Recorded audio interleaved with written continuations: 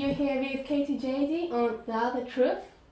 So, for those of us who don't know you, could you just tell us a bit about who you are and what you do? I'm an academic at the University of Sydney and also a campaigner, and I've been working with Hands Off Syria in Australia for 5 years now. Yeah, and you're a professor at the university here? Yeah. Yeah. Well, here they call us a lecturer, but everywhere else in the world Yeah. they call it professor. And for people who are not familiar with your book, The Dirty War in Syria, could you just briefly tell us what that's about? So that book I wrote in 2015 after campaigning for a few years against the war on Syria, and it's been out for over a year now, and it really tries to document the history, the background to the war, how it fits into the US strategy for the Middle East, and also to document a number of the myths, like the false flag incidents, the war propaganda basically that's been used against Syria. So it's trying to contribute to public education in that sense about the conflict. It's certainly a very good book, and I'd recommend it to all the readers. I read most of the book and it's very informative. So today I'm going to ask you some questions in regards to your work in the book. And the first one is, you speak about how Washington has openly declared to create a new Middle East. So what exactly does that entail? So the plan, it goes back a long way really, because we can find references even in the 1950s and certainly in the 1980s to the US attempts to overthrow the Syrian government and to install a more friendly government. Really, Syria, for example, is the only independent Arab country in that whole region now, after the destruction of Libya, for example.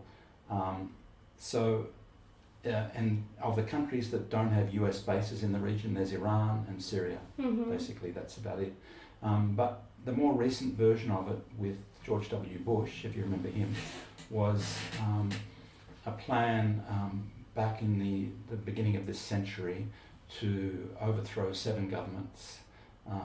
George Bush, yeah, under the government of George W. Bush, to overthrow 7 governments. So there's a general called Wesley Clark who spoke about this. And that was around the time of the invasion of Afghanistan was being planned, and then of course we know the invasion of Iraq came a year and a half after that.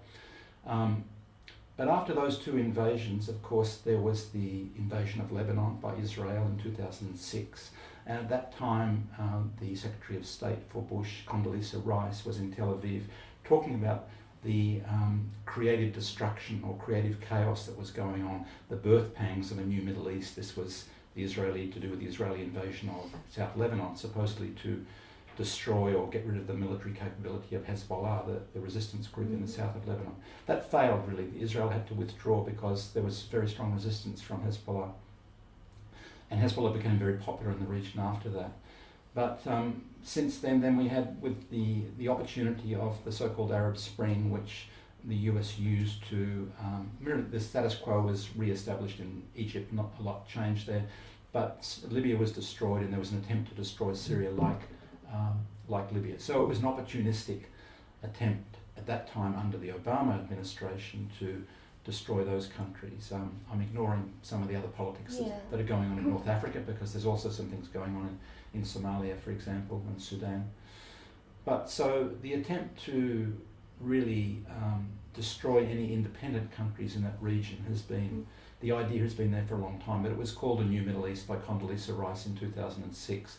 And that coincided with the first attempt to introduce large-scale terrorism in the region was actually in Iraq, because after getting rid of Saddam Hussein, the US was very worried about the fact that the new Iraqi government, although it was very weak and it was very much controlled by the US initially, was going to establish good relationships with Iran. And the US didn't want that. They'd funded a war between Iraq and Iran in the 80s for almost a decade, and they didn't want Iran and Iraq to get close together, and that was happening. So Al-Qaeda in Iraq, which was also called the Islamic State of Iraq, ISIL, was created through the Saudis in 2006, and very soon it was the fighters in that group were dominated by Saudis and North Africans, for example, people from other parts of the world. Basically internationalized Al-Qaeda groups were introduced into Iraq to stop Baghdad and Tehran getting close together. So Syria and Libya and Syria were the next stages after that. Okay, and you mentioned Libya, and I remember in your book you say that Libya actually had the best standard of living in Africa prior to the invasion. Yeah. Could you please just elaborate on that? Best standard of living and highest status of women in Africa also, because Libya, of course, was an oil state, but the oil was being used for the benefit of Libyan people to a very large degree. But in other words, people benefited from it in a welfare system that had free health and education, support for housing, for education, for higher education, a range of other things like that. So the status of women was high in Libya. Libya, whatever you thought about its political system and eccentric or whatever, it was actually producing some large-scale benefits for many Libyan people. Of course, it's a small country too.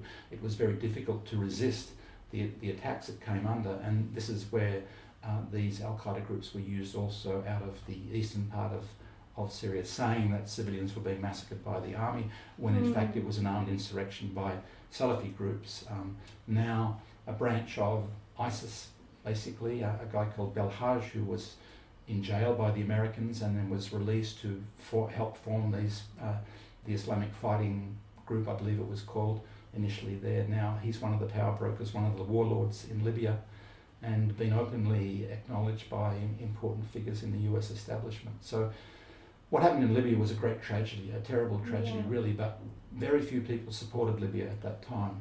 With Syria, things, I think the US wanted the government in Damascus to be overthrown very quickly, as it was in Libya, with the help of a UN Security Council resolution. But by then Russia and China were very upset by the abuse of that resolution in the Security Council, and Russia and China blocked that. So that's interesting, because if you listen to mainstream media and some of the government officials in the United States, it sounds like, Gaddafi was killing his own people. So it's very similar to what's being told about Assad now. Yeah. And you say that actually the situation in Libya has been better before the crisis. So that's very interesting. Of course, it was much better. And not only that, the propaganda against Gaddafi was renounced, admitted very soon afterwards by, for example, Amnesty International in France. The leader of that group admitted that the propaganda they themselves had used against Gaddafi, they didn't have any evidence for it, that Gaddafi was employing black mercenaries to kill civilians, for example, that his troops were raping women, that there wasn't evidence for it. They had to admit that. And since then, there's a very good article being written in a conservative US journal called Foreign Affairs that admits that most of the claims against Gaddafi were false, that there was no large-scale killing of civilians, that the death toll prior to the NATO intervention, the casualties, there was about 1,000 people killed, 3% were women and children, which shows you that it was really focused on males, fighting males basically. Plus the attacks, the sniping on demonstrations was actually on some pro-government demonstrations carried out by Salafis, and Al Jazeera, the Qatar channel, was used to pump out that propaganda. So this article, in other words, in the US conservative academic world, a lot of those lies about President Gaddafi are admitted now, because it doesn't matter anymore. There's no longer any real gatekeeping about what happened in Libya. Like with Iraq now, you would find President George W. Bush laughing, telling jokes about the non-existent weapons of mass destruction in Iraq. It doesn't matter after the pretext has been used. It's what that young Syrian woman used at the conference, that concept of a MacGuffin from an Alfred Hitchcock film. A MacGuffin is a pretext that you use to set up the story. Once the story gets going, it doesn't matter. You just discard it. Weapons of mass destruction, Gaddafi killing civilians, it doesn't matter after the fact, basically. True. So the same thing happened with Syria. But it's been carried on for a much longer period of time, hasn't it? We've got more than 6 years of war against Syria. Very, very long war, and a very powerful propaganda campaign that's been sustained over a very long time. So it's interesting, you keep bringing up the terms Salafism, and in your book you talk about Salafism and Wahhabism. So I'm sure a few of us readers of the book are wondering, is there a difference between Wahhabism and Salafism, or are they the same thing? Technically, Salafism is a type of medieval sort of doctrine which is trying to implement a cult, basically, within Islam, which is trying to implement a very a backwards way of living, like their ancestors had, the way of the original people. But Wahhabism has it's always sectarian Salafism, because they have this doctrine of other people that don't have the correct path are infidels and they can be attacked. But there are also examples of Salafists that have been non-violent in the past, including in Syria, for example. Wahhabism, but it comes from Saudi Arabia, as does Wahhabism. But Wahhabism is really something relatively more recent, of the last 2 or 3 centuries, to do with a man called Wahhab, who were during the British period there in the Arabian Peninsula. And it's linked more to a group of sheikhs that are linked to the Saudi royal family. So it's a more politicized concept. So it's more of a dirty word in Arabia than Salafism. Salafism represents an actual type of religious doctrine, whereas Wahhabism is a corruption of that same religious doctrine linked to a political regime of the Saudi royal family, the Saudi monarchy. Yeah, okay. And next, so I'm wondering, what are the US objectives in the Middle East region more generally? Like you talk about a new Middle East. Does that kind of say that the Washington and its partners want to dominate the region? For what purpose? Exactly. I think the best way to understand this is to understand what all empires do. All empires try to dominate entire regions and then dictate the terms on which any other competitors, what they see as competitors, in this case other big powers, the terms on which those competitors have access to the resources and the people and the markets of that region. It's what the Romans did, it's what the British did, it's what the Americans do now. And the North Americans, let's say, or the US, is really very jealous of China. They're jealous of Russia, and they're jealous of Western Europe if Western Europe develop an independent policy from the US, which they haven't really managed to do so far. But they're the other big powers that the US sees as competitors. So they would like to control the entire region.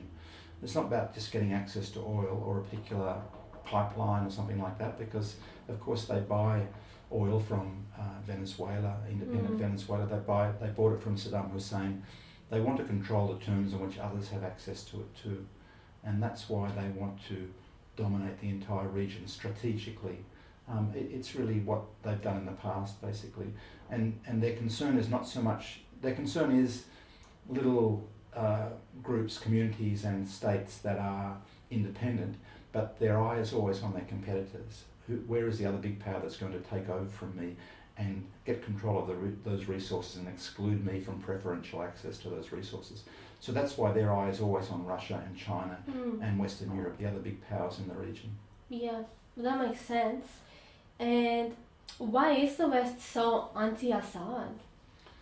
Well, it's just that something that's been whipped up very recently. They weren't in 2010. They were in a sense that they wanted Syria to be, to give in and become more of a puppet of the Western powers, let's say.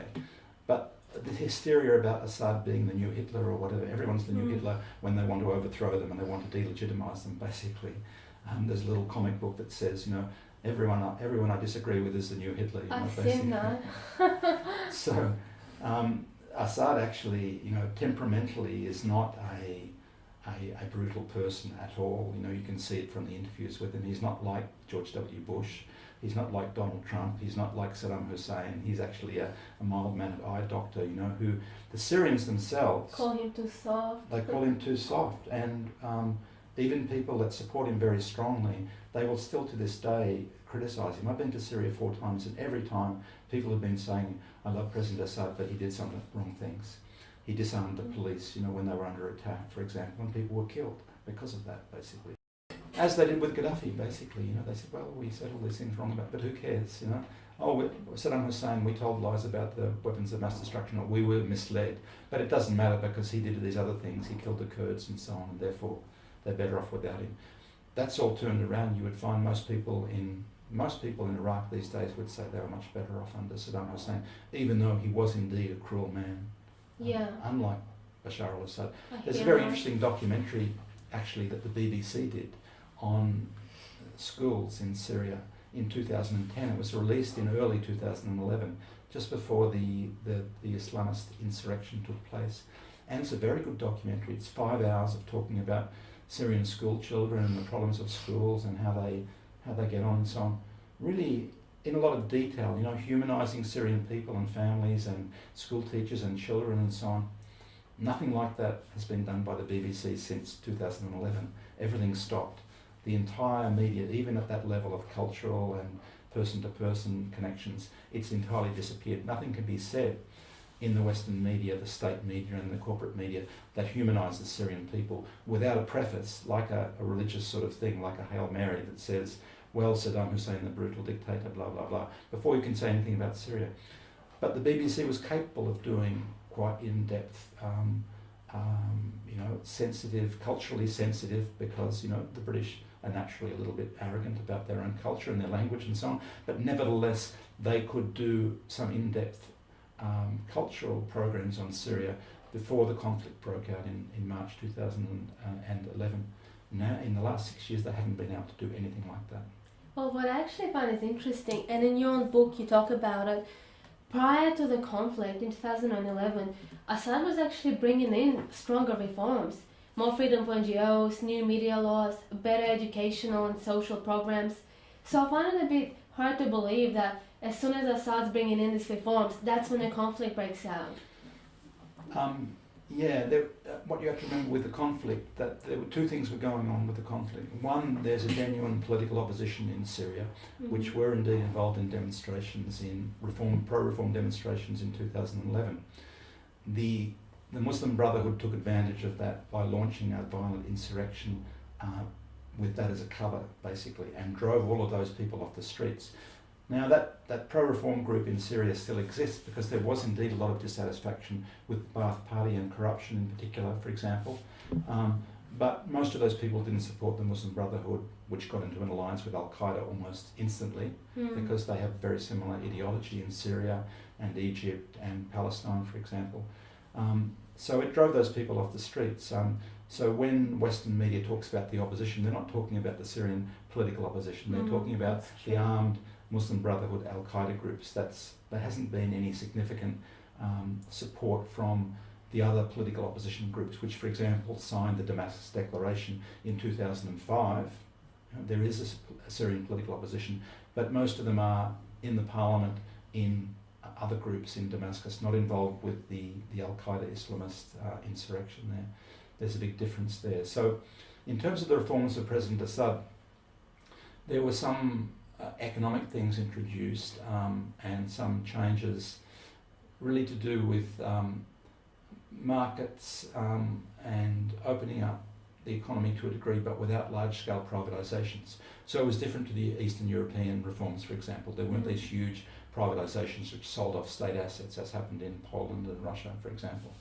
But there were some market reforms, and the reforms that happened around 2011, 2012 really were reinforced during the conflict in 2012 with a change to the constitution, which, for example, removed the status of, the most prominent one was removing the status of the Ba'ath Party as the one-party system in Syria. That happened in 2012, in the first year of the conflict. And you told me previously that you've been to Syria before. Have you been to Syria before the conflict and during? No, never before the conflict. 4 times during the conflict in 2013, 15 and 16. And you got to speak to some of the locals, obviously. Did they say what life was like before the conflict broke out? Yes, actually, the most common thing that Syrians say when they see that someone speaking English is there and they understand is, "I'm so sorry." They start apologising, and my reaction is, "Why are you sorry?" And why they're sorry is that because the Arabs are very hospitable people and Syrians are very hospitable people, they always think in terms of you're coming to their house, basically, and what have they got to offer you as hosts? And the country is going through a terrible situation, and so they see you as a guest, and they're sorry that they can't offer you the hospitality that they would have offered you years before. So everyone's apologising for just being in the country because they can't offer you the same hospitality. I mean, they do, of course. They feed you and everything like that. They offer you incredible hospitality, but because of the damage that's been done to the country and the conflict and the damage, the cultural damage, the first thing they do is apologise for that. So yes, they are saying that things were much better before the conflict. Of course, they were better before the conflict. There's doubt about that at all. There's very few people that support. We know this from independent surveys. So very few people that support the armed attacks on the state.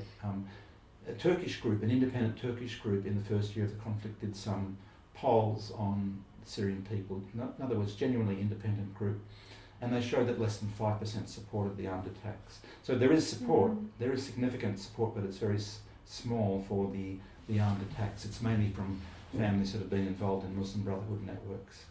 But obviously life goes on, because when you watch mainstream media, you see a lot of destroyed homes, and I'm sure it is like that.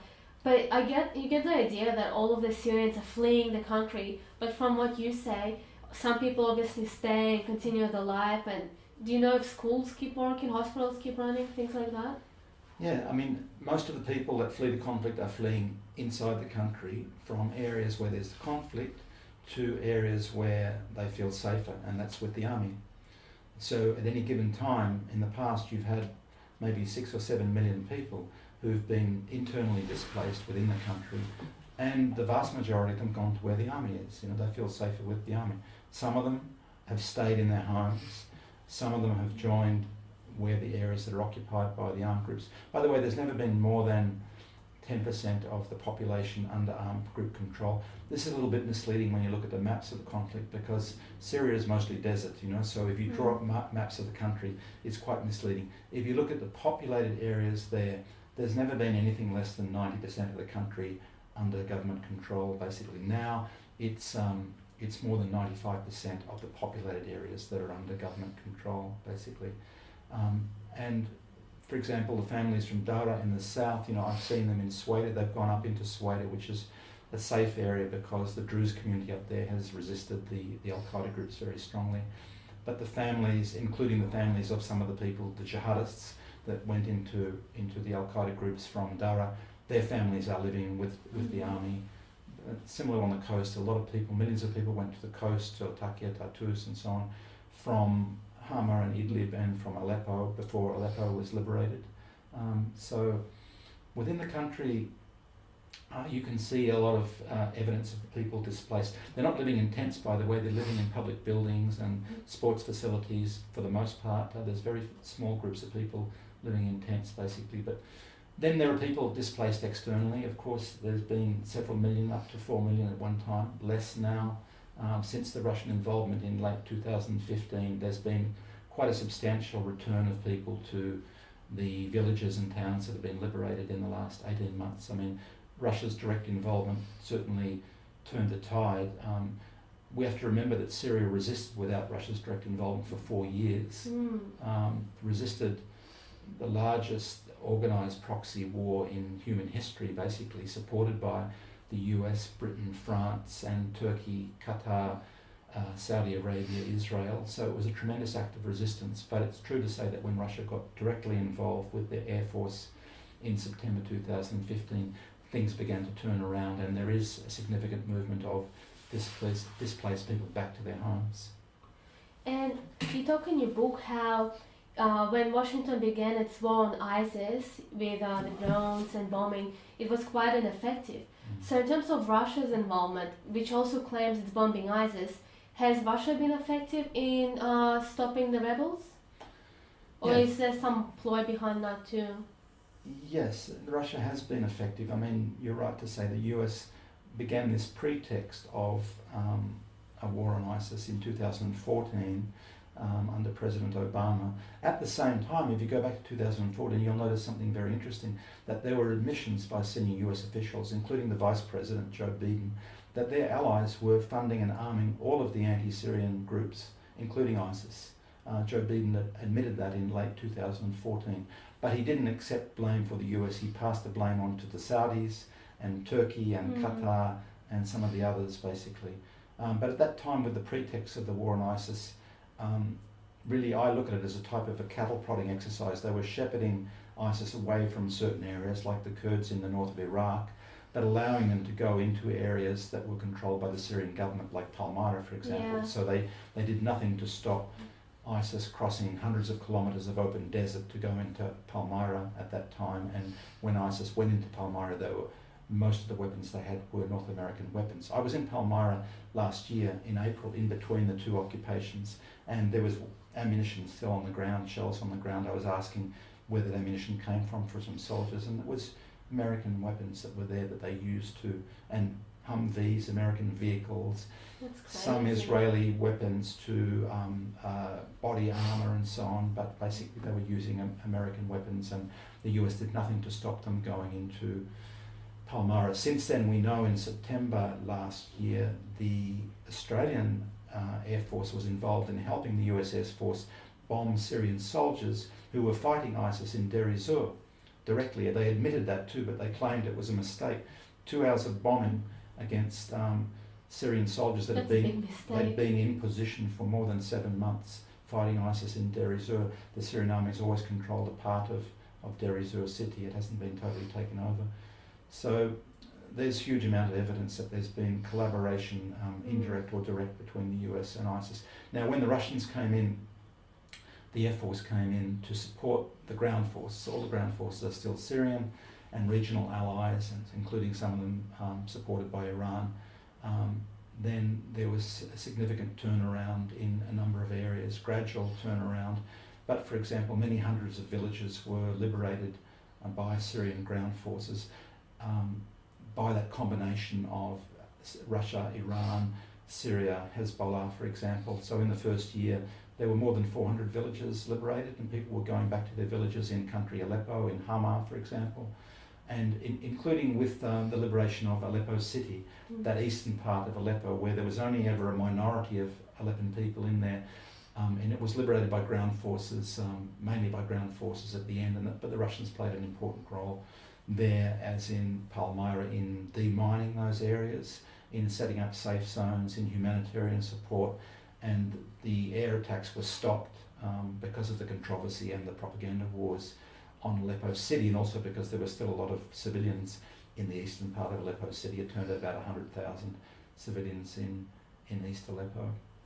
So the Russians, and another important thing to be said about the Russian involvement was the Russians began bombing the traffic in oil that was being stolen from Syria, and they exposed it. The Russian media, as well as the Russian Air Force, exposed it and pointed out that the Americans hadn't been doing this. There was convoys of vehicles commandeered by ISIS running stolen Syrian oil into Turkey, where it was sold on by intermediaries into Europe and into Israel, for example. And the US had done nothing about that in that period, in that year period when they were involved.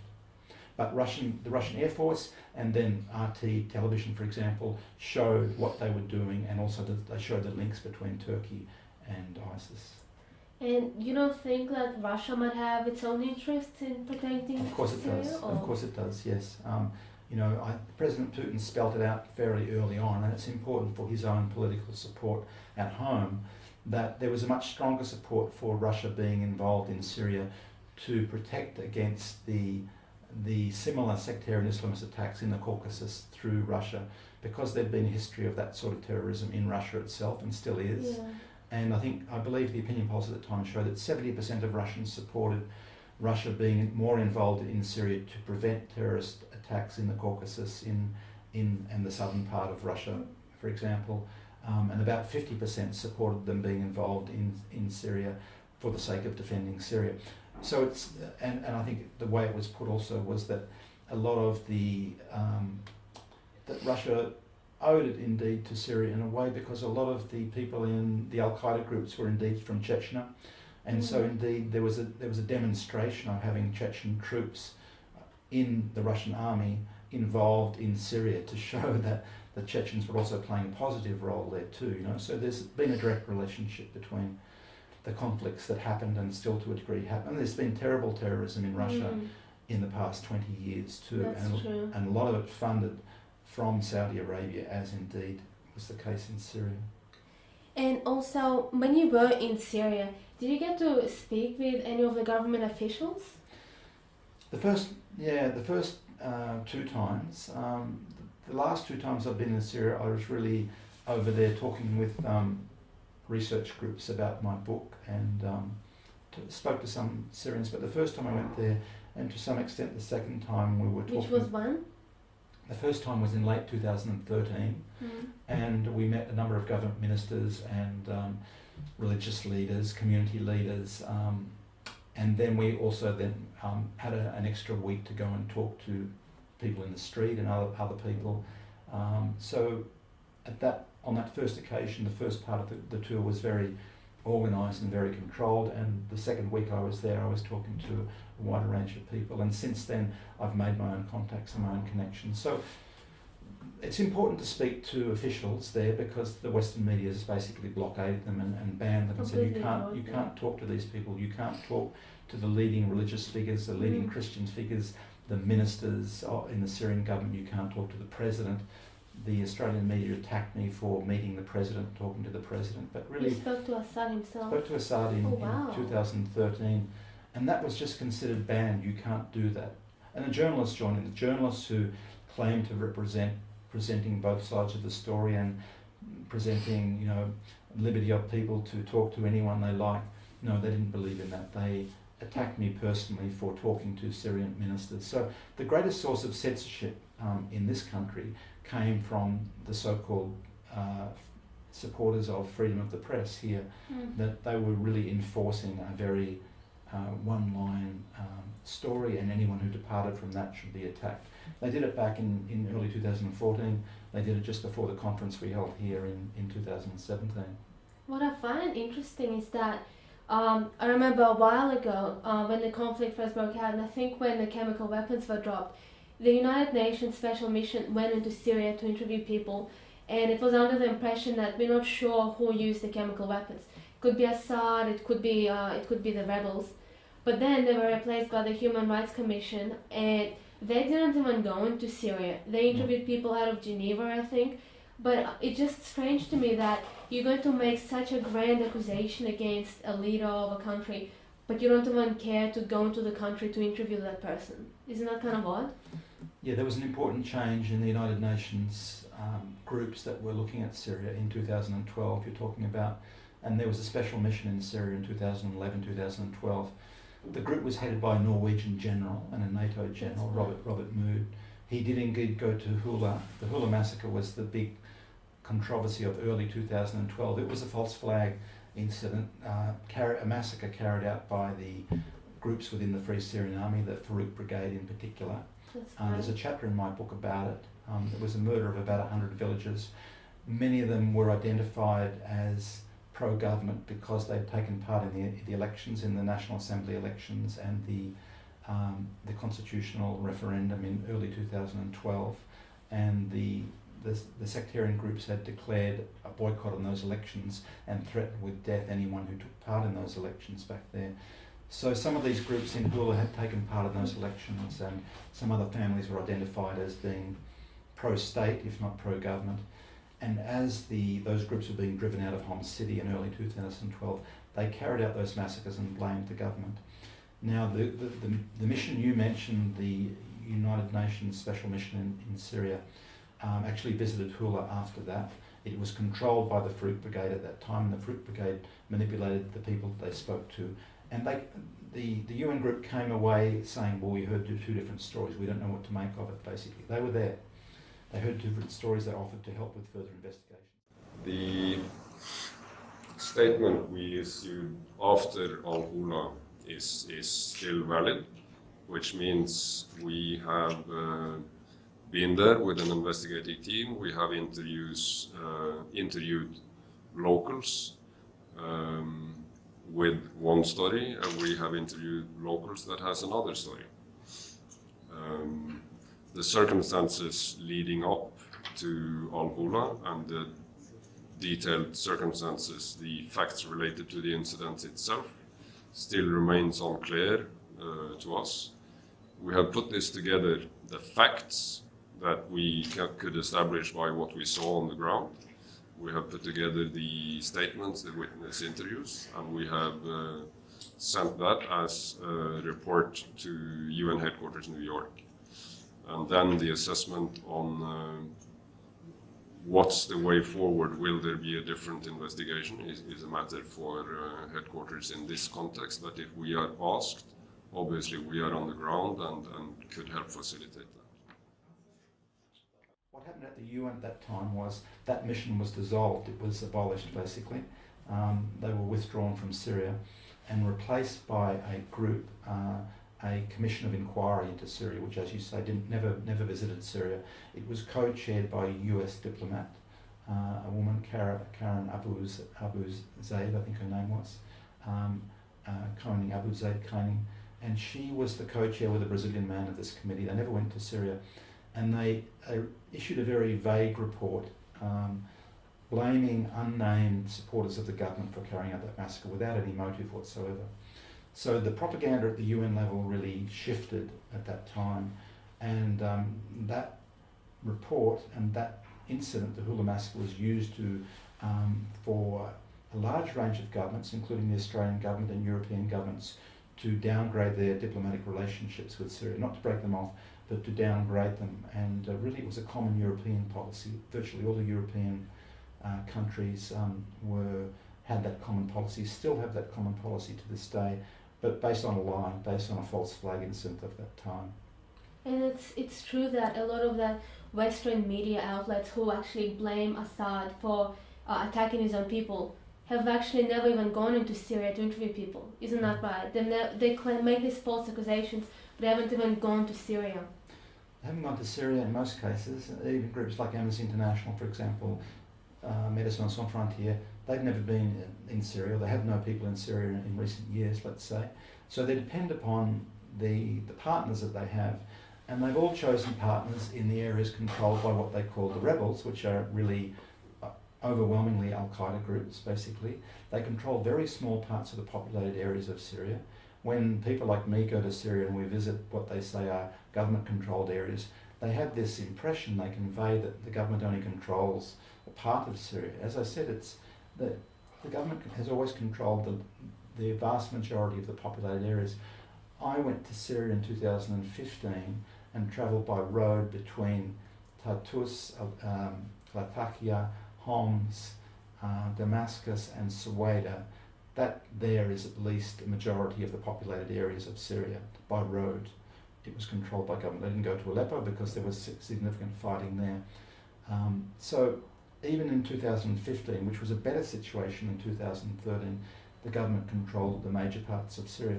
Now, as I say, they control at least 95% of the populated areas. So the common line that the Western media had was, oh, but you're only going to the government areas, not the opposition-controlled areas. They haven't gone to the opposition-controlled areas because they're run by Al-Qaeda. They know there's a great risk they'll be assassinated or kidnapped, because that indeed happened to a lot of them. A lot of Western journalists were under the illusion they could go to these Western-friendly rebel-held areas, but many of them were indeed kidnapped and held for ransom, and some of them were pushed out into the firing line, and then they would blame the government for killing people. There was a famous French journalist who was killed for being out in the middle of between the Islamists and the government there, and then they tried to blame the government for that, for example. So the only way you can visit Syria these days is to go to government-controlled areas. Basically, there's a very small set of areas, that are controlled by the armed anti-government groups. Let's put it that way. They're very small parts of Syria, apart from rural Idlib, for example. They've been concentrating those groups in rural Idlib now, but some parts now near Quneitra and Dara, some parts in northeast countryside Damascus, Raqqa, of course, and parts of Deir ez-Zor, but the great majority of the populated areas, if anyone wants to visit Syria, it has to be in government-controlled areas. So you're saying you feel safer going to government-controlled areas than to moderate rebel-controlled areas? Not only I feel safer, the families of the jihadists themselves go to those areas. That's the crazy. Vast majority of the Syrians, millions of the Syrians, will go to Latakia and Tartus. They'll go to the coast. They'll go to Damascus. The population of Damascus has been enormously swollen by those internal refugees. That Suwaida has been enormously swollen by the people that have come from Dara, for example.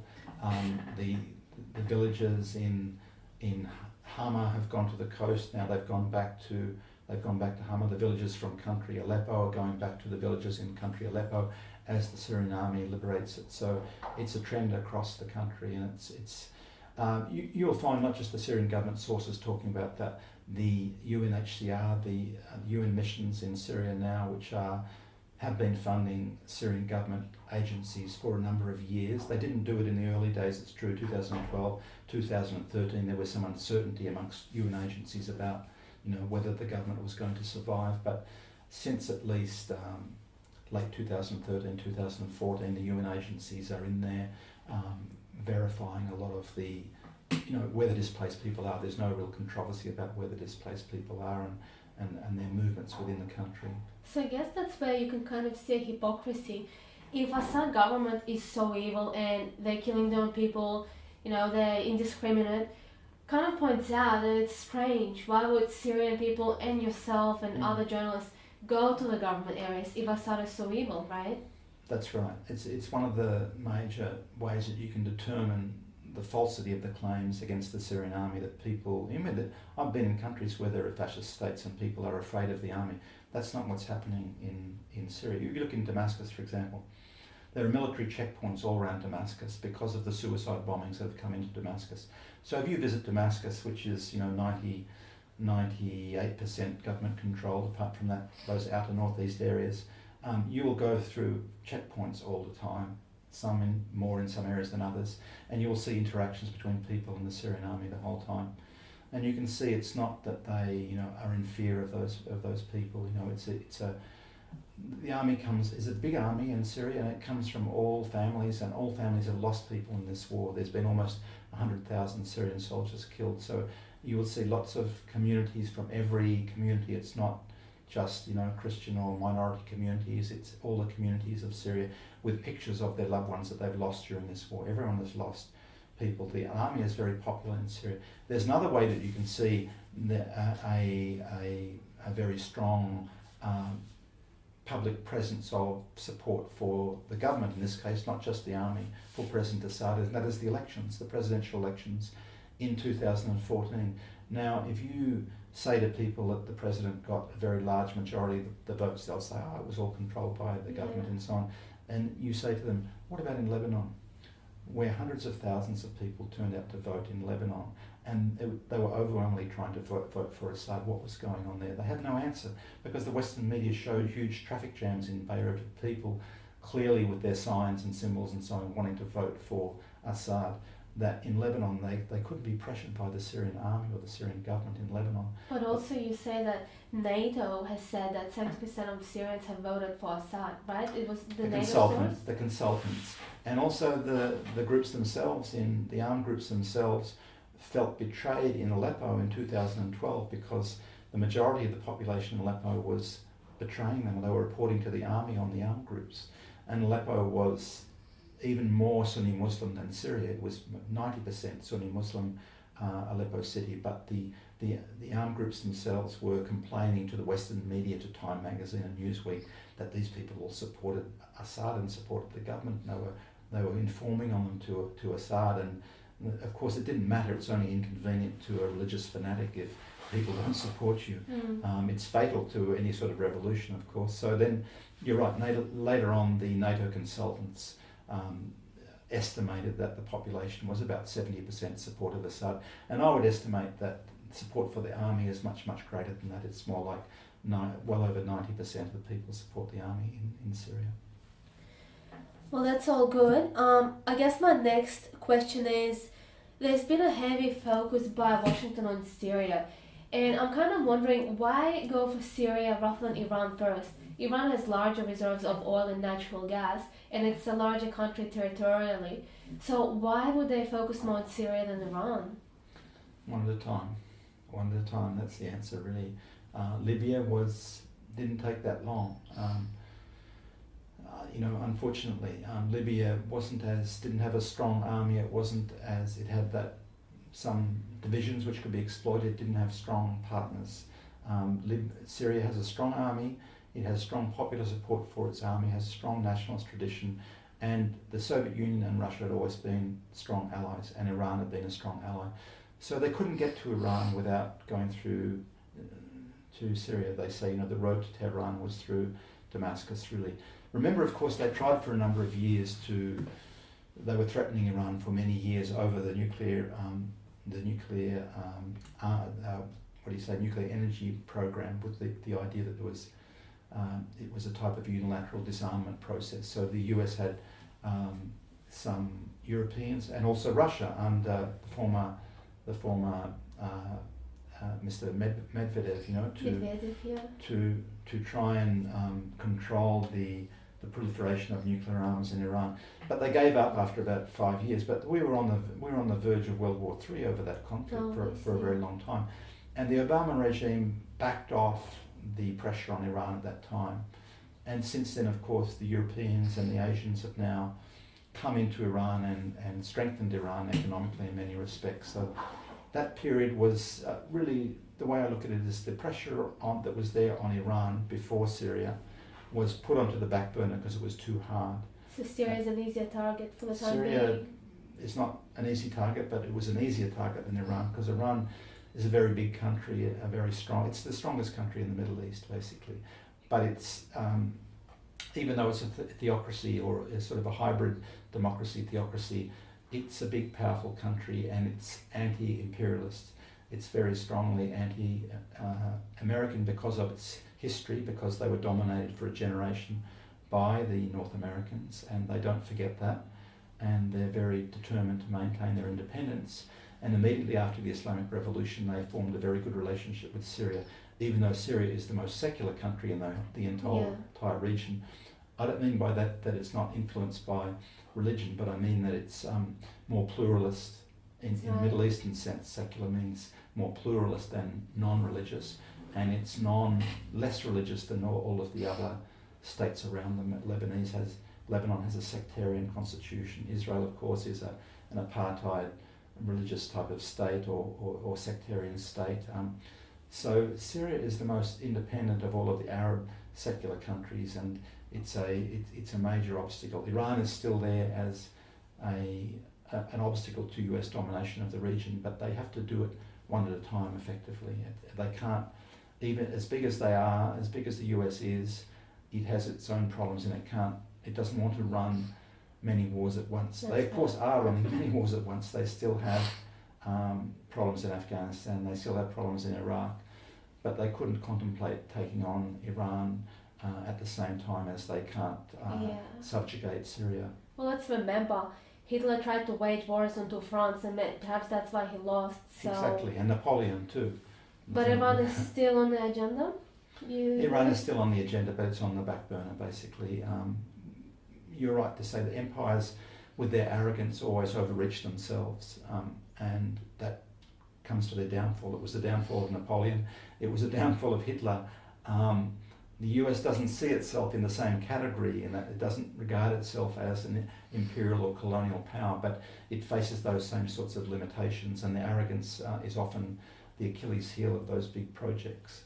Because, of course, if and when the US loses in Syria, and I believe they will lose, it's a great threat to their domination of Iraq, because Iraq is now closer to Tehran and closer to Damascus than it's been for a very long time. Saddam Hussein was a traitor to Iran and to his neighbours, basically, and the US removed that obstacle, and now if they fail in Syria, they will fail in Iraq. Look at all the effort they put into, and all of the lives that were lost in that invasion of Iraq and the destruction of Iraq. That will all turn against them too.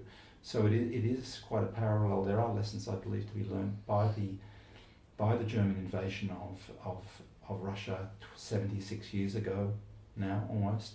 In July it will be 76 years. And I remember being in Germany last year when, on the 75th anniversary, when NATO had war games on the border of Russia, through the Baltic states and Poland, Ukraine, and the German people were very upset about that. They didn't like the symbolism of that, they know what a bad outcome that was for everyone, for the Russian people particularly, but the Russians prevailed eventually at tremendous cost against the Germans, but it wasn't a good outcome for Germany either.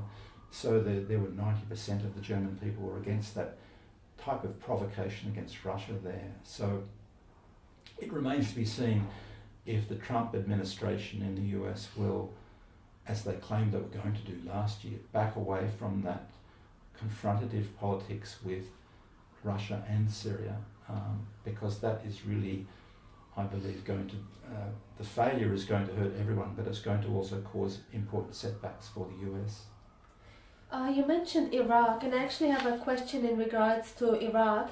So a lot of people say that after the invasion of Iraq in 2003, US companies benefited from the oil contracts. But I was reading Daniel Yergin's book, The Quest, and Yergin makes the argument that, contrary to common thought, that US oil companies did not actually benefit from the bomb. He actually argues that the investment in this oil-rich state, for them to happen and for serious development to be considered, political stability and physical security for the oil fields, pipelines, and loading terminals is essential. And also, you can see that Al-Qaeda groups have tried to blow up oil infrastructure in Iraq before, and if the United States is supporting a lot of the Al-Qaeda groups like Al-Nusra and that, it kind of seems counterproductive. So, can you comment on the oil contracts at all? Yeah, I think before the oil contracts, though, we've got to look at the strategic plan that's there. The idea of a new Middle East, in the early stages at least, does not depend on stability. The instability weakens established regimes or established governments that are independent. For example, what Israel's most concerned about is that you've got strong governments in Damascus and Tehran and a strong opponent in Hezbollah and Lebanon, which are delivering arms to the Palestinian resistance. So they are the real enemies that Israel looks at. There haven't been significant attacks by any of the Islamist groups against Israel who pretend to be against Israel. So, people are confused, I think, about what the enemies of Israel and the US in the region are. They believe that Al-Qaeda is US enemies because of the atrocities in 2001 carried out in New York, but really, and because of some earlier attacks, and there's been attacks in Europe and in Turkey by those groups too.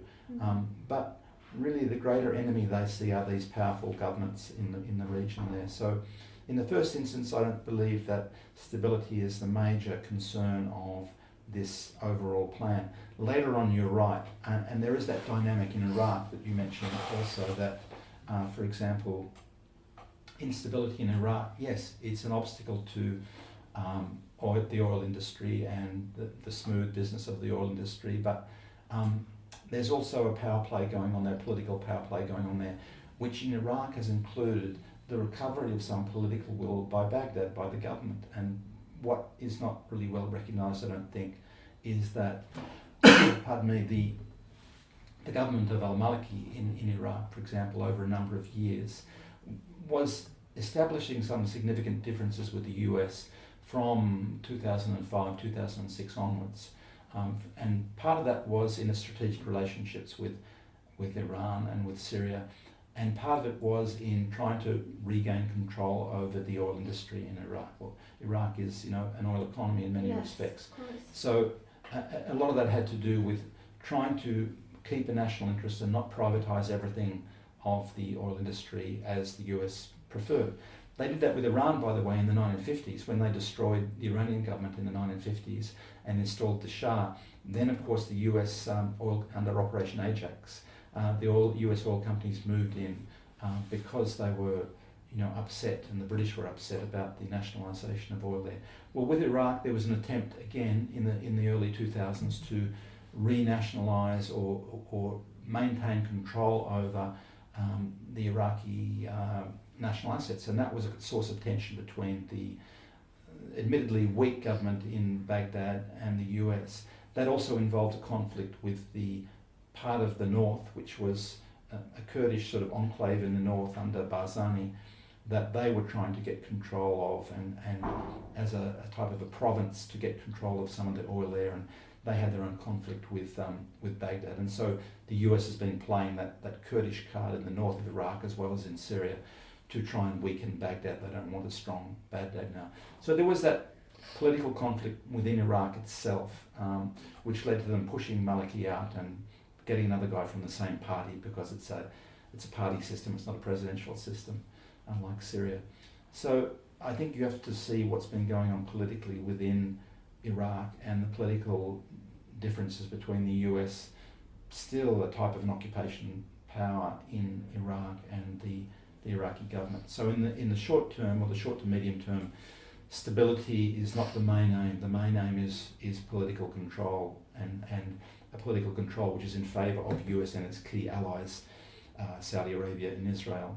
Because then the oil contracts can follow, right? The That's United right. States still has, well, the United States oil farms still have that potential to benefit, right? That's right, and I think that's why it's important to look at the geopolitics of the region in terms of the imperial plan first and the gas pipelines and the oil industry second, and not the other way around. If you look at the gas pipelines and the oil industry first and forget the big power play that's going on there, then you mix it up. Those power plays can change. You look at what's happened with Europe, Western Europe and Russia. You know, there's been these large geopolitical changes, like Poland blocking a gas pipelines from Russia to Europe, and then the coup in Ukraine and blocking pipelines there, and then Russia moves into the Black Sea to go through Turkey, for example. So in other words, the geopolitics and the political changes happen first, and then the pipelines and the industry issues can come after that, basically. And if you're resourceful enough and strategic enough, as the current government under Mr. Putin is, then you can shift those oil relationships, even with an enemy as Turkey. You know, Russia confronts Turkey with Turkey's support for the Islamist groups, for example, but a mature Russian response to that can also rebuild a type of a relationship even with apparent enemies there. So the pipeline politics can follow the geopolitics. I think it's best to keep the geopolitics first and the pipeline politics second. And I guess people who are arguing that United States oil farms aren't benefiting are kind of having a short-sighted lens. So I think it's important not to be short-sighted when you're discussing geopolitics and have a longer perspective on political issues, especially when it comes to oil contracts. Exactly. I'm also wondering, obviously overthrowing of Assad would mean that a Salafist party would be in charge. And I'm wondering, how does that benefit Washington, having a Salafist party in charge of Syria? Well, look at Libya. It's not so much you've got a Salafist party in charge, because sectarians could never manage any sort of national government in Syria. Syria is a very diverse country. The minorities are substantial and important in Syrian politics. And Salafis, as you see now, fight amongst each other. It's the nature of sectarians. They don't like each other, they don't get on with each other, even those that share very similar ideologies. That's why you've got conflict between, now in northeast Damascus and Idlib, between some of the Muslim Brotherhood-led groups and the Al-Qaeda internationalised groups. But basically, even within Idlib, you've got different approaches there. So they couldn't do that. But you would have something like Libya. You would have some weak collaborators, perhaps who are pro-Western collaborators, let's say, with the West in Libya, and then some Salafist groups which are controlling other parts of Libya. In the case of Syria, the plan has always been on the books to partition it even further than it was partitioned 100 years ago after the fall of the Ottoman Empire. You know, Syria itself was partitioned. There was a greater Syria which included Lebanon and Palestine and parts of what are now Saudi Arabia. But the plan that's been on the books for the last, let's say before the conflict, in the last decade or more, has been to partition Syria, to weaken it. And the strongest version of that at the moment is to try and create a Kurdish type of statelet in northern Syria. There are a lot of contradictions and problems with that, not least because the Kurds have been cooperating to a large degree with the Syrian army up until now, and to create a type of a southern region in the south of Syria, but that's also fraught with sorts of contradictions, and try and create an Alawi region on the coast, but really that's rejected by most people. So the US has always wanted to further sectarianize states. They wouldn't do it themselves, of course. The whole US Civil War in the 19th century was precisely not so much about anti-slavery, it was about keeping the Union together. That's why Lincoln went into the war there. So they know that any partition of the country is going to weaken the country, and that's precisely why they want to partition Iraq, why they want to partition Syria. They want to partition their enemies, basically. But eventually they do want to put someone who supports the United States in power of Syria? Ideally, they would like to have a type of a pro-Western regime in Damascus, but in practice they know that's very difficult. The history makes it very difficult there. So their plan B, some people say it was their plan A, is this partition, which is more or less in train at the moment. You know, there is a collaboration with a very weak state, Jordan, and a stronger state, Israel, in the south, and NATO bases in Jordan to try and prevent that to try and break away that southern area from Syria. But you know, in Suwayda there's a very strong support for a unified Syria, and the Syrian army still has significant support in the southern region there too. The other consideration there that's very important is that Israel still occupies an important part of Syria there, just like it occupies Palestinian territory on the West Bank. It occupies the Golan Heights, which are also apparently an oil-rich region too. There are important US powers that have interests in mining the Golan, for example.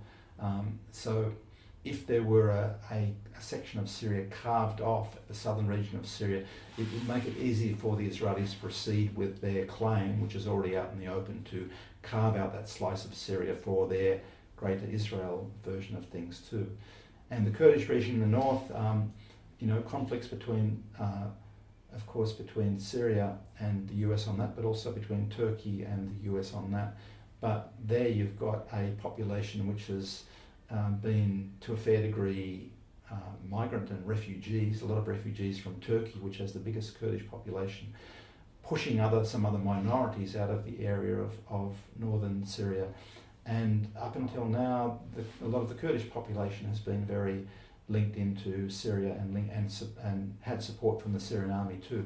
So those attempts to balkanise or partition Syria are still afoot, but it's very uncertain where they're going. Yeah, okay. I guess the other thing in regards to Salafism as well is, so obviously the Washington is funding certain moderate rebels who we know aren't that moderate. You've seen, Al-Qaeda groups decapitating people and all of that. And now a lot of the terrorists are actually going into Europe under the refugee guise, and they're killing a lot of people there, destabilizing the situation. So does that benefit Washington as well, or does this kind of prove that they've lost control over ISIS and Al-Qaeda? There is strategic control over those groups and coordination between those groups, but the problem is when you create proxy armies of sectarians that big, it's impossible to control everything that they're doing. People with arms will use them in unpredicted ways, and that's why Turkey in particular and parts of Western Europe have had this blowback, the concept of blowback, that you get a terrorism that comes back and affects your populations, like in France and Germany, for example, and Turkey. Not the US so much, because the US is a long way from this, basically, but it's certainly Western Europe and Germany and some other parts of Europe and Turkey have experienced this. And I think it'll be worse. It will be worse because the Syrian coalition, as I call it, the Syrian army with its powerful partners, Iran and Russia and Hezbollah and a lot of regional militia, as they win, a lot of those people have already been pushed into Turkey and into Western Europe, and they are disaffected young people who have, many of them feel betrayed, that they weren't backed up as much as they expected in carrying out their jihad in Syria, and they're going to take that out on the people they feel betrayed them. You notice, by the way, that Saudi Arabia doesn't allow those groups into Saudi Arabia. They fund them and arm them, and they want them. And same with the Western Europeans. The government of France has helped fund and arm those groups, but they don't want them back in France. Same in Australia here, but we have a very small version of it. We're too far away to be greatly affected by that now. But all the countries that have armed and supported these groups are going to experience some sort of backlash, and they've known about that from early days when they realised in 2013 at least that it wasn't going to be so easy to overthrow a government in Damascus. And so our country here and those other countries have started to implement controls to try and vet refugees who might be terrorists, but nevertheless I believe Turkey and Western Europe and Germany in particular have got the greatest part of that former fighters going back into those areas. In the people that are still being trained by the US Special Forces and to some extent by the CIA also. There are a lot of contradictions there as policy has changed in the US, but there's a recent interview with a special forces person who says that really they've always been dealing with a lot of people who are looking for criminal opportunities, basically, because it's to do with weapons and arms, and the vetting process that happens with the so-called moderate rebels is really a type of a game where the people who are looking for opportunities in that game know the language that the US wants, and they'll come and say, we're not Salafis, we're not Wahhabis, you know, we're against the government and we support secular revolution and reform and all these sorts of things, but really they don't want to fight ISIS for a start with, and really they are, covert Islamists, or they're putting on that facade because they want to do business, and they come along and they say, we've got a big group of men here to fight the government, we've got 5,000 people when they've got 70 people or something like that, give us weapons, give us arms, then they resell them into ISIS or Jabhat al-Nusra, one of the more powerful groups. So there's a lot of criminality, there's a lot of arms trade, organ trade in dead bodies, there's some very ugly business going on there, as there has happened with other wars too. So there's a lot of dirty business going on with this funding of Al-Qaeda groups. Also, I was watching Dave Rubin report yesterday with Ayaan Hirsi Ali, and for those of you who don't know her, Ayaan is actually a Somali-born Dutch-American activist and a former Muslim. She said something interesting on the podcast. She said that the US regional allies, Turkey, Saudi Arabia, and Qatar, are funding terrorist movements to Islamize non-Islamic societies. And she used the example of Europe today, all the migrant movements into Europe. Mm-hmm. So do you think the US shares this vision with its regional allies? Or is this where we see a disagreement between the US and its allies in the Middle East? It's to do with the alliance with its allies in the Middle East. They don't really want to replicate Saudi Arabian society in their own societies, not at all. As I think one of some of the Israeli and US officials have said in the past, and it comes out in a lot of the intelligence reports that we've seen, revealed in recent years, they're very happy for Al-Qaeda groups to go and attack Hezbollah and Iran and Syria. They don't want them to come and attack their own societies. Mm. So it's not like, a type of society they want. It's a weapon that they're using. It's convenient. It's also a weak spot in the Middle East that Islam and some sects within Islam are vulnerable to this type of exploitation, basically, and uneducated Muslim populations are uneducated and vulnerable to this type of manipulation. One Syrian man said to me that the mercenary factor is a big factor in the recruitment of people to fight in these groups, but also you can't underestimate, he said to me, the impact of 100 television and radio channels from the Gulf saying, you are the real Muslims, this is the Kufr regime in Damascus and to overthrow. And so a lot of uneducated rural people are influenced by this sort of propaganda, basically. Yes, there's money, there's mercenary motives, and most of the leadership are influenced by those things. There's also drugs. There's a big trade in drugs to try and give confidence to young people who are basically, they're not really military trained people, and they're cannon fodder in a way. They go out, they get killed very quickly. There's a lot of Islamists from all around the world that have been killed in Syria. If there's been 100,000 soldiers and security forces killed in Syria, there's many more sectarian Islamist fighters than that have been killed in Syria. A very large number of foreign fighters as well as Syrians have been killed in Syria. So, there's a combination of those factors going on. And the problem is that although Syria with its allies is winning the war now, the terrorism there, the large-scale terrorism, can keep going on for a long time unless there is some sort of political solution, particularly that includes Turkey, for example. That's why the Russia-Turkey relationship at the moment is a very important one, and those Astana talks between Iran and Turkey and Russia, whatever the Islamist groups themselves think about it, it's a very important move at that diplomatic level. These de-escalation zones, for example, from which the US and its allies have been excluded, but Turkey is in there, and Turkey is one of probably the major aggravating factor in stopping the terrorism. If that 800-kilometre border between Turkey and Syria, it has to be managed in some way in the future. That Syria and Turkey have to have some sort of reasonable political relationship in future, whatever the government is in Turkey. Turkey is a big country, it's 80, 90 million people. It's always going to be Syria's neighbour. So to end the terrorism side, the large-scale terrorism, there has to be some sort of political resolution. I like how in your book you used the example of how in 1898 the Cuban annexation by the United States happened, and you say that there's no real evidence that the Spanish people bombed the USS Maine, that in fact it's quite likely that the United States bombed their own ship as a pretext for the war. So the question is, do you kind of see a relation between that example and the way 9/11 was used as a pretext for the Iraq and Afghanistan invasion? And maybe do you see a possibility that this tragic event might have been orchestrated to create a reason to go to war? It could be, but I can't say, and I don't spend my time on that one. There's a lot of people who are very obsessed with it. I believe the official story is wrong, but I can't say what happened, whether the terrorist attacks in New York in 2001 were they certainly were a pretext for what came after. There's no doubt about that. They were the pretext for the invasion of Afghanistan, there's no doubt about that. How they happened, how they were created, I can't say, basically.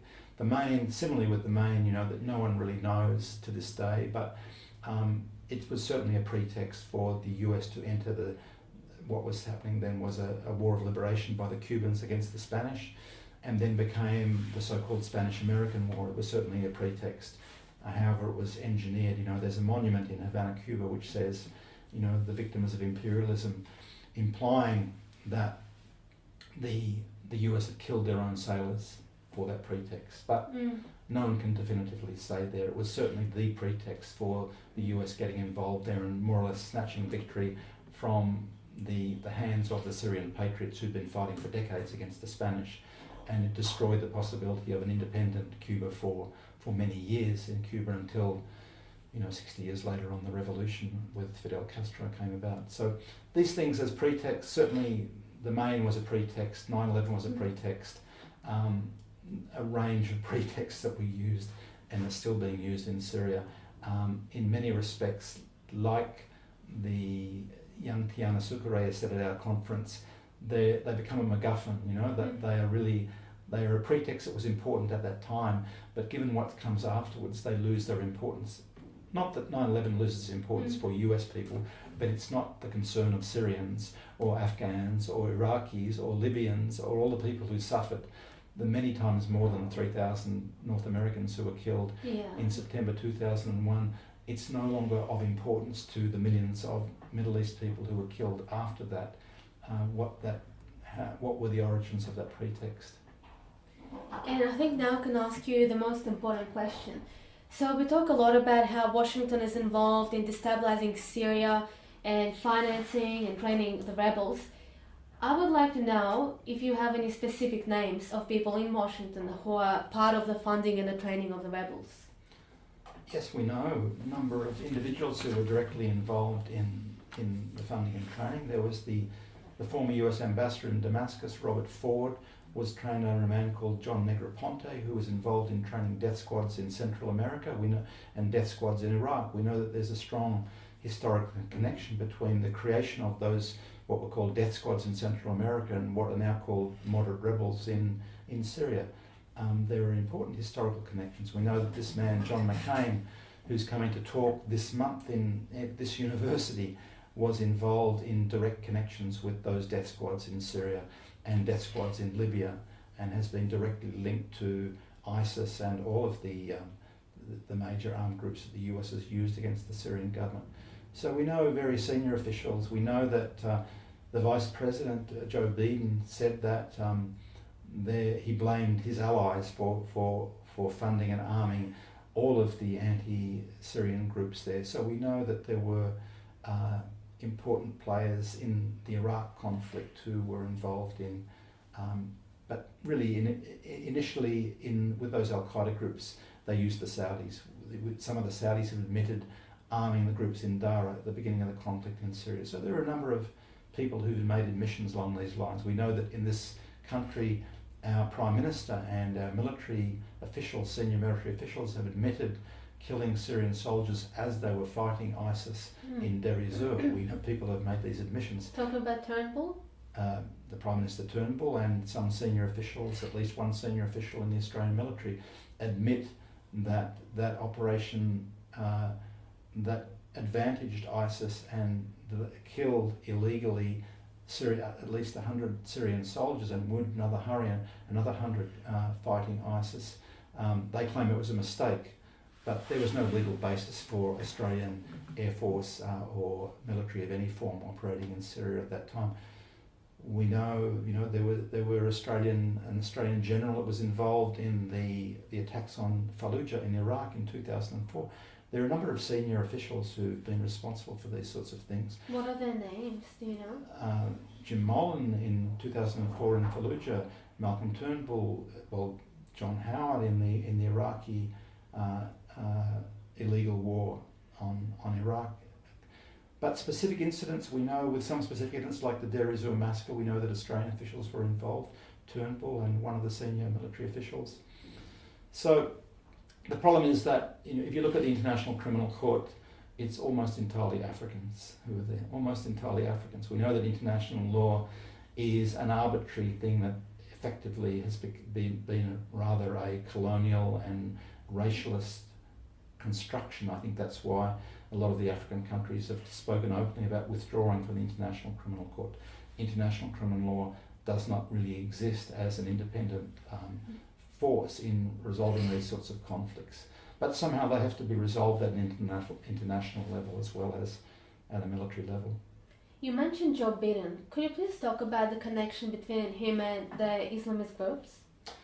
So Biden made these admissions at the same time, almost at the same time as Lindsey Graham, one of the heads of the Senate Armed Forces groups, and the then head of the US military, Martin Dempsey, that their major allies were funding and arming ISIS at that time. 3 senior officials made those admissions, but they were admitting on behalf of their allies, Turkey, Qatar, Saudi Arabia, and some of the others.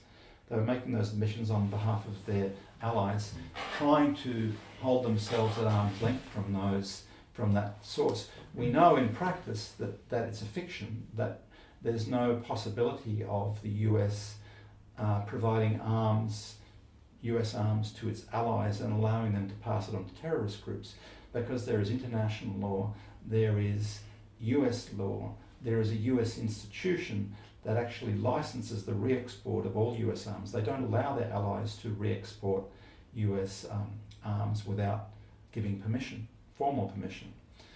So when they admit for their allies passing on these American weapons or saying, oh, it's an accident, it's not credible. Were it subject to a real court of law, it would not be credible. Those admissions that they're making, the Vice President, the head of the US military, implicate themselves directly, because we know how US law functions and how the US military functions. The Australian government, for example, can't pass on its weapons to anyone else without getting permission from the US, from this particular body within the US government. And there was a picture on the internet of Joe Biden speaking with the terrorist groups, Al-Qaeda, I believe, or ISIS members? No, John McCain, you mean? Yeah, John McCain, John McCain. sorry. So he's been photographed in Turkey and or northern Syria, but also in Libya, giving an award to the leader of the Islamic Fighting Group, which is now a branch of ISIS in Libya. So they're direct and open collaborations between senior officials. Of course, McCain doesn't have a role directly in government now, but we know that he operates on behalf of the US Congress, groups within the US Congress at least, in doing that. Same with Lindsey Graham. You also hear a lot of names like George Soros and Murdoch as well. Do you believe they have any relation to what's going on in Syria right now? Yes, of course, important figures in the US oligarchy, let's say, the financial and economic side of the US ruling class, let's say. George Soros is, of course, a billionaire who has funded a lot of organisations, including Human Rights Watch. He's the major funder for Human Rights Watch, which is not an NGO really, it's a multinational company, a PR company basically. It was created in the late 70s as Helsinki Watch to create human rights stories against the then Soviet Union. That was the purpose. Linked to Democrat administrations in the US, so not directly linked to government, so it has its arm's length from the US government. But the Soros Group, the Open Society Foundation, and other Soros-funded groups fund Human Rights Watch and Amnesty International and a number of other groups, the Syria Campaign, the White Helmets, for example. They fund those. Traditionally, they've been linked to the Democrat side of politics, basically, but in support of the new wave of humanitarian wars or basically raising humanitarian propaganda against the latest targets of wars. They did it in Libya. They've been doing it in Syria for some years. In fact, the intensity of it with the Syrian war has been much greater. And the strong links between Human Rights Watch, pardon me, and Amnesty International in the US, between them and the US State Department has become much stronger as officials between the two groups interchange.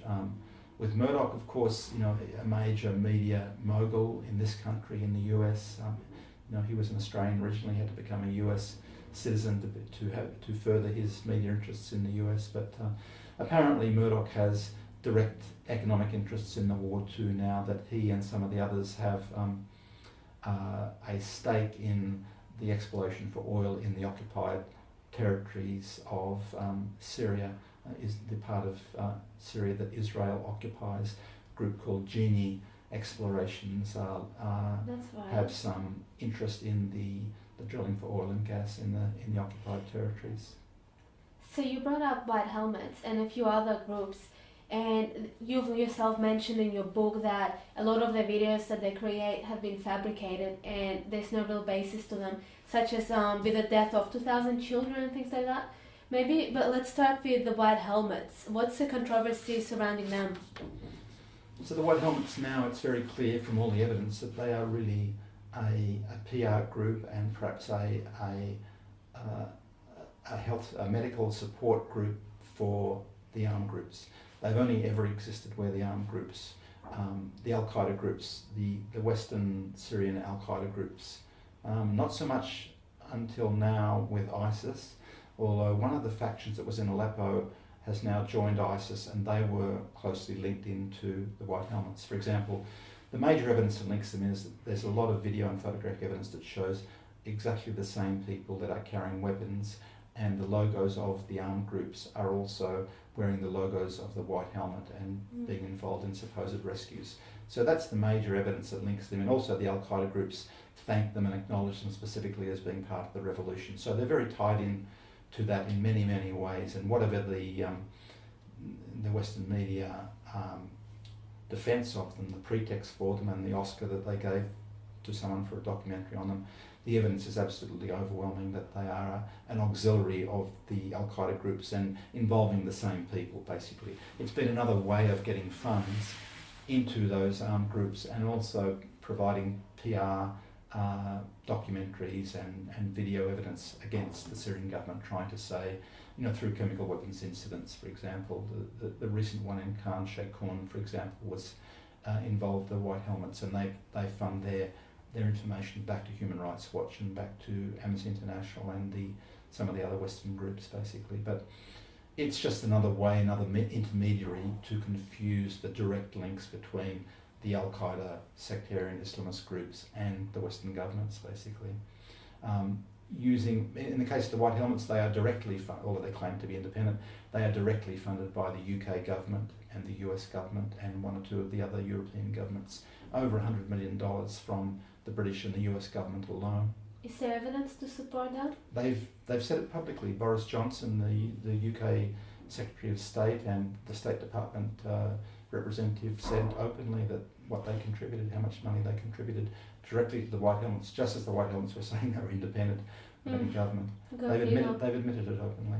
And speaking of the chemical attacks, there's a video being released of, after the attacks have happened, of White Helmets and other helpers in Syria washing down victims of sarin gas. But they themselves aren't wearing any decontamination suits or anything, and they're just hosing down those victims in, the water splashing back on them.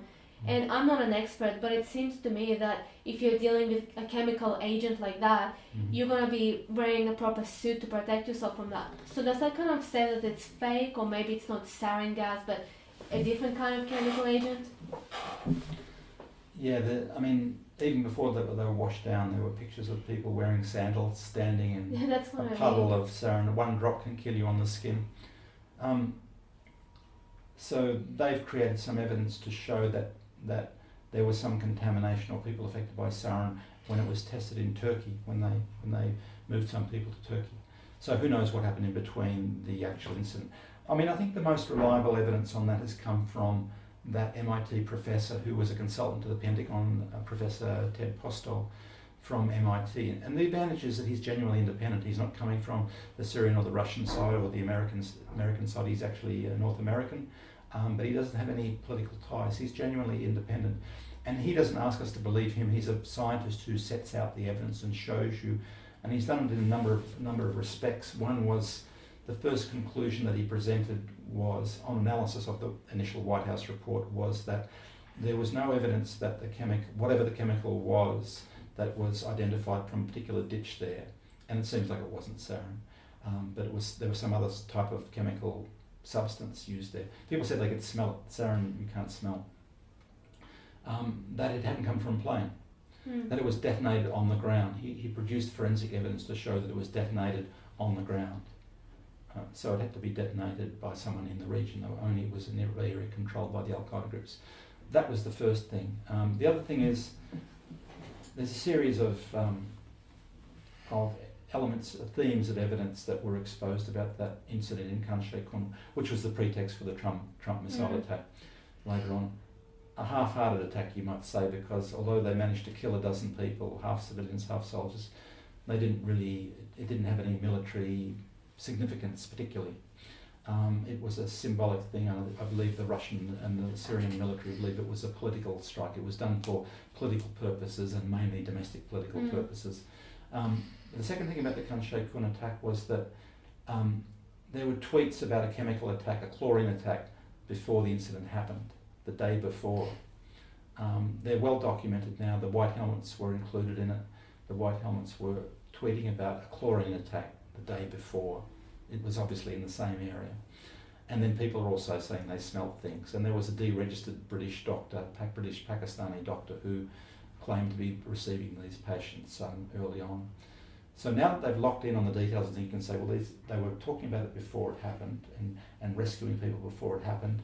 It didn't come from from an air attack. There were indeed Russian military attacks in the area. There was some speculation from Russian media at first that a Syrian strike later in the day might have struck a chemical weapons dump that the Al-Qaeda group said, but it seems now that this was in play before that, because the Syrian air attack happened more like around noon, and the attack, according to the Al-Qaeda groups and the White House, was early in the morning of this day. The day before, they were tweeting about it. So the things that you mentioned about the unlikely dealing with a sarin attack there, not just that, but the people didn't immediately fall sick from it. They would have fallen sick from it if they were contaminated by sarin gas. Well, that's the thing. I spoke to one of my friends, and he's an older Russian man. And having grown up in Soviet Union, a lot of the time in schools, you've been taught about a lot of, chemistry and military things. And he says they learned about sarin gas, and from the videos, those symptoms aren't those of a sarin gas attack. People explain completely different symptoms. Yeah. So why lie about that? Well, to blame the Syrian government. It was a transparent propaganda sort of attack. I mean, CNN yesterday published a story saying, with pictures of children, again, and saying that the Syrian government is carrying out a relentless, vicious war against all its children. What regime, however bad it was, has ever carried out a war against its own children? It's never happened. Adolf Hitler didn't do it. Joseph Stalin didn't do it. There's no regime in history that ever carried out a regime of relentless attacks against its own children. It's never happened. They can say anything that they like, but anyway, to have some sort of semblance of there's a picture of a child, like the child Banner, who gives a 7-year-old child that doesn't speak English, gives a running commentary in English about the need to carry out a third world war against Syria. Right. Because of this. These things are obvious for any intelligent person who thinks about it for 5 seconds, but apparently a lot of educated people are not thinking about it for more than 5 seconds. So with the chemical thing, it's an obvious fabrication in many respects, but nevertheless, because there is such a large-scale propaganda war going on, it confuses people. Do they kind of say that it's sarin gas because they believe that only Assad has sarin gas? When in fact it's not just Assad. Like you yourself mentioned in the book that al-Nusra or other terrorist organizations had links to the chemical sarin gas. A lot of independent sources reports of the al-Nusra and ISIS and al-Sham uses of chemical weapons in Syria. It's documented there for the last 5 years. What the Syrians and the Russians found in East Aleppo was indeed a whole lot of components of homemade chemical weapons in East Aleppo with logos of al-Nusra and ISIS and the White Helmets all there, and al-Sham and Jaish al-Islam, all of those groups who at one time or other have collaborated, although at other times they get involved in civil wars and kills each other. But all of those logos were in East Aleppo, in schools and other institutions they'd taken over with various forms of weapons, including chemical weapons. You know, it's no secret to anyone who looks at the history of the evidence there. Just a couple of more questions before we finish up. I wanted to ask you as well, it's been a year since you wrote your book, The Dirty War in Syria, and what are some of the recent updates since you wrote the book? I suppose the role of the White Helmets, the continuing humanitarian war pretext and the role of the White Helmets has become more pronounced, and particularly around the liberation of Aleppo. There was huge publicity around the liberation of Aleppo late last year. That's one thing that doesn't appear in the book, which came out in January last year. In the book, I've got the first couple of months of the Russian direct involvement in the war and how things began to change there. But the liberation of Aleppo was a very important turning point strategically in that war, because it showed that Syria's second city was back fully in control of the Syrian government. And also the role that the United Nations and the Western media played there was really a disgraceful one, because right up until November last year, 2016, the UN representative was calling for a type of a Al-Qaeda enclave in East Aleppo, calling for the partition of Aleppo, and in the name of supposedly protecting civilians in Aleppo, which was no such thing, but calling for the partition of Aleppo and that a sort of an enclave be controlled by the Al-Qaeda groups there. And then after that, you've seen the alternative, which was the Syrian government taking control and the enormous relief of the people pouring out of East Aleppo at their treatment under the Al-Qaeda groups, and the flocking of people back to Aleppo, and even in a very short period of time, rebuilding efforts in churches and the citadel and everything in Aleppo. Some of the good news stories that are going on in Aleppo now that the Western media is not covering, the enormous significance of that, of the Syrian army with support from Russia and Iran and Hezbollah to reclaim the second city there was a great turning point in the war. And all of the disgraceful propaganda that preceded that, I think now Western media are still talking about the fall of Aleppo as opposed to the liberation of Aleppo.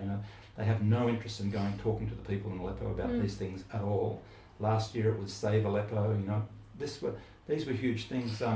Last year also the Palmyra was liberated twice. Unfortunately, it was lost the second time I was there in between the two in April. So that was the first thing, really. The Syrian army, at a loss of many young men's lives, took back Palmyra twice last year.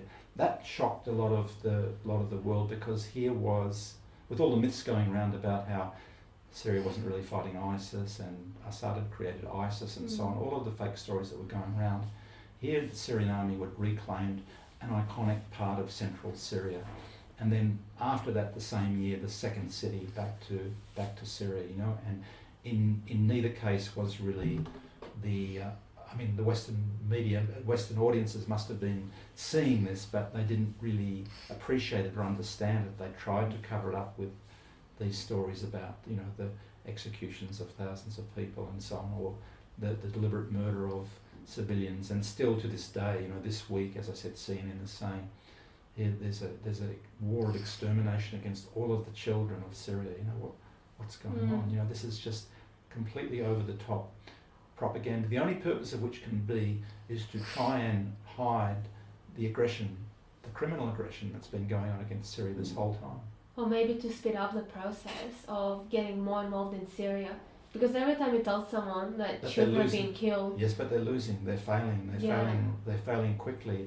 This sort of diverts us from that fact, but really the plain fact is now, for example, Syria is winning still militarily, you know. It would be good if there were a political solution, but the political solution, of course, gets any role that the US has in a peace settlement is going to get weaker and weaker the more that Syria and its allies win on the ground. And that's happening now. At the moment, for example, that part of northeast countryside Damascus that's been occupied by Al-Qaeda groups for at least 4 years is now being cleaned, and a lot of those people are being sent up into Idlib too. The final battle is going to be in Idlib, and clearly enough, Raqqa with ISIS, Deir ez-Zor and Raqqa, but in the western part of Syria in Idlib. And we're going to see presumably another Save Idlib campaign, like there was a Save Aleppo campaign, and they won't understand it at all. There'll be more. Unfortunately, the downside is because the Al-Qaeda groups get away with their massacres and with their false stories, they'll keep doing it. That's the sad thing about it. Because they succeeded in propaganda terms in the Khan Sheikhoun incident, unfortunately, they're going to do it again. And you know what that means? Either they're killing local people or they're killing their hostages because they've kidnapped lots and lots of people. Before Khan Sheikhoun, for example, I can't say exactly this is what happened, but before Khan Sheikhoun, they had kidnapped 250 people from some villages in northern Hama. That's right. They had kidnapped people in other parts of Syria, in Aleppo too, for example, that they held with them. Now, all of a sudden, these dead bodies turn up. Where do they come from? That's those true. dead bodies. Why are all these children hanging around Al-Qaeda-controlled areas? And relatives have said that on those videos they recognize their own children. So that's the sad thing, that they will, you know, we know these people are not above, the people who chop off people's head in public for having a different belief, they're not above lying, they're not above murdering hostages, but somehow they have this saintly character which allows them to be reported uncritically in the Western media, and that perpetuates the violence. They will keep doing these atrocities so long as they have an open platform in CNN and all the other sorts of media channels that support this propaganda. That's the sad thing about it, that really these media channels are making themselves complicit to these atrocities, to these war crimes. And of course there's been that recent chemical attack as well that allowed Trump to attack Syria. That's another new thing since you wrote your book. Yeah, so that's the one we've been talking about, the Khan Sheikhoun incident. So really identical in many respects to the one in East Ghouta back in August 2013, which there's a whole chapter in my book about. That's right. That. In a way, Khan Sheikhoun is just another version of that, and the evidence came out much more quickly on Khan Sheikhoun. A lot of critical minds were sensitised to that. In fact, that MIT professor, Ted Postel, was the most convincing expert in both cases that these things were fabrications, basically. So much power does Trump really have when it comes to Syria? Well, I think it's pretty clear that Trump is involved in some sort of struggle with what they call the deep state in the US, the people within the oligarchies, the Pentagon and so on, that they have carried on this campaign, strategic campaigns, to control the Middle East region, to exclude Russia from good relationships with Europe, from the big geostrategic issues. That deep state's been deeply involved, and they, of course, supported Hillary Clinton in the last election, and Trump was talking in a populist sense last year about getting out of this war in Syria and having a better relationship with Russia. So far, he hasn't done a lot to that effect, and the conclusion has to be that he's had, as one person, he can't change a system. That's true. Even if he wanted to. Perhaps he doesn't want to, really. Who knows? Maybe that was all a facade, really. Maybe. Although maybe there is still some different agenda there. I think with the missile strike, the clearly illegal missile strike on Syria in last month, that it was an attempt to restore his position at home in the US. It worked in a way that for the Al-Qaeda groups it worked. They got a bit of Air Force support briefly. Trump turned around a lot of the US media that were against him, that were supporting the policies of Obama and Hillary Clinton. They came behind him. The media here, in coming behind him, they criticised us because we were criticising him, the US attacks on Syria at that time. So it remains to be seen whether his populist, apparently maverick sort of independent policy is still there at all, but clearly he's involved in some sort of struggle with people within the US system. Who knows? I imagine he would have lost a lot of support from his followers though. Like I'm against the attack on Syria as well, so that was a bit of a shock for me. That's true, but now he's in office, he's a pragmatic sort of person, he's a cynical person in many respects. I personally believe he knew Khan Sheikhoun was a fake, because he's not a stupid person. And he, in the campaign, what President Assad says about the campaign is, we don't trust any of that stuff because they say anything during a campaign, and remains to be seen what they actually do. But during the campaign, Trump said enough in detail to show that he understands a bit of the nature of the fake war that's been going on, or the fake pretext for the war that's been going on. And there were people in his administration immediately sceptical of that incident, as they had to be with the history of things in Syria. So I actually believe that Trump is cynical enough that he carried out that strike knowing it was a fake pretext, but he needed to do something for his own position at home, and it worked. It got his popularity and media support for him, which are two sides of the same thing, up to a much better level than it was. They say that his popularity is lower than other presidents now after 100 days, but actually it was much lower than that before the strike on the airbase in Homs. So I think it was a very cynical strike that he did there. Now just in recent days, he's started to talk to Russia. The picture of him shaking hands with Sergei Lavrov. All right. So maybe there's some other agenda there, but clearly Trump has had to integrate himself with the bigger system there. Presidents never really have the power that people think they do. They have to deal with the Congress, with the Pentagon, with the large investment groups and so on. And Trump is obviously making some compromises there now. Where we're going, who knows? It may be a different trajectory to Obama, but we don't really know because of that internal struggle is still going on. Well, thank you, Tim. I've asked you all of the questions that I wanted. And for those of you who haven't read his book, I suggest reading The Dirty War in Syria if you want to get a perspective from an academic on what's going on. I myself found that book to be very informative and useful, and it will give you a different story to what's going on in Syria today.